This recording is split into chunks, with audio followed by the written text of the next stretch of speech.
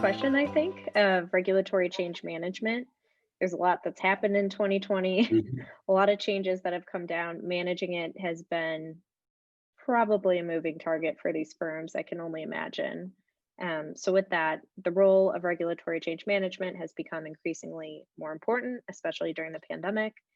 What types of RCM best practices can firms implement since COVID? And this can really apply to any other changing event, perhaps like an election. And regulators' response to it continues to be a very fluid situation. Yeah. So I really like this question, but I think not necessarily driven by this pandemic, but my personal mantra for a few years now has been take control, be in control, and demonstrate control. Hmm.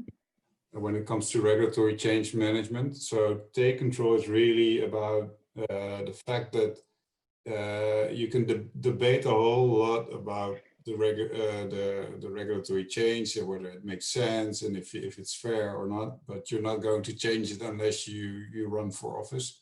So really, Hmm. I think the thing is to know that you're in a regulated environment and you need to be there and you need to comply with the rules.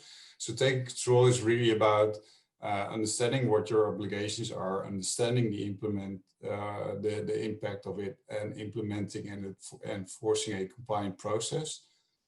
The B Hmm. control is very much about understanding where you are and revisiting the requirements, but also the processes frequently. So, for instance, control testing on processes to understand whether you're actually compliant with the rules, but also understanding is there a change coming, and if a change is coming, back to take control, you need to proactively act on it.